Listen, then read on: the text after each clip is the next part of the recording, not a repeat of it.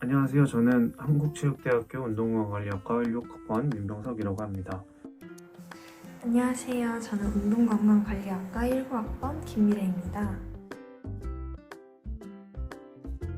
저희는 오늘 아주 효과적이고 과학적인 운동 방법을 소개해드리려고 합니다. 그 운동법은 바로 심박운동법인데요. 그 중에서 다이어트를 목적으로 한 심박운동의 설정 방법과 개념, 원리 등을 간단하게 알아보겠습니다. 심박 운동은 간단히 말해서 심박수의 변화를 통해 운동 강도와 높이를 측정하는 방법입니다. 자신이 운동을 통해 얻고자 하는 효과에 맞춰서 목표 심박수를 설정하고 운동하면서 측정하는 아주 쉽고 간단한 운동 방법 중에 하나라고 생각합니다. 다이어트를 목적으로 하는 운동에서 특정 심박수를 목표로 하는 이유는 심박수마다 지방 연소율이 달라지기 때문입니다. 심박수에 따라 지방 연소율이 달라진다고 했는데 혹시 언제, 얼마나 달라지는지 설명해 줄 수 있나요? 운동 강도는 크게 저강도, 중강도, 고강도 운동으로 나눌 수 있습니다. 이때 중강도에 해당하는 강도를 지속할 때 고강도와 저강도 운동치보다 더 많은 지방 연소를 확인할 수 있습니다. 하지만 그렇다고 해서 중강도의 운동만으로는 효과적인 다이어트를 하기 힘든데요. 그 이유는 피하지방과 내장지방이 효과적으로 분해되는 심박수가 다르기 때문입니다. 가장 먼저 피하지방 제거에 효과적인 심박수인데요. 개인의 최대 심박수의 65에서 75% 정도 되는 심박에 맞춰 운동을 진행하는 것입니다. 대충 유산소 달리기를 연속적으로 20분 이상 진행하는 정도로 생각하시면 될 것 같아요. 속도는 지속 기간 동안 대화가 약간 힘들 정도로 지속을 해주시면 됩니다. 다음은 내장지방 분해에 효과적인 심박수인데요. 최대 심박수의 75%에서 95% 정도에 해당하도록 심박을 올려 운동을 진행하는 것입니다. 이러한 강도의 운동은 오래 지속할 수 없기 때문에 전에 언급했던 65에서 75%를 회복 단계로 생각을 하시면 85% 정도의 강도 운동을 하시고 회복 단계의 운동을 하시고 이렇게 번갈아 인터벌로 진행할 수 있습니다. 내장지방 제거에 도움을 주는 호르몬인 에피네프린의 분비를 도와주는 심박이 최대 심박수의 85% 정도이기 때문이죠. 하지만 이 경우에는 오래 진행하게 되면 면역력이 저하될 수 있으니 주의하여 진행해 주시기 바랍니다.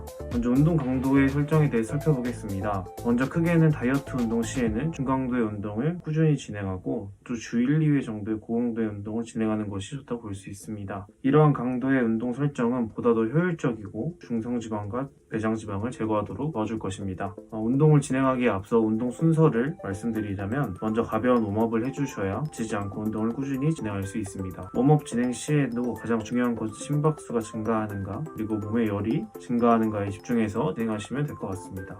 흔히 홈트시 스트레칭만으로 웜업을 진행하는 경우가 많은데 이는 충분한 웜업이 되지 않을 가능성이 매우 큽니다. 이렇게 심박수가 어느 정도 올라오고 열이 올라오기 시작한다면 이제 본 운동을 진행합니다. 땀이 살짝 날 정도 혹은 땀이 나기 시작할 정도면 좋을 것 같습니다. 겨울철에는 조금 더 많은 웜업은 필수입니다. 본 운동 시에는 웨어러블 기기가 있다면 기기를 보며 운동을 진행하면 되지만 그렇지 않을 경우에는 단위 측정법을 통해 심박을 측정하며 진행을 해가야 합니다.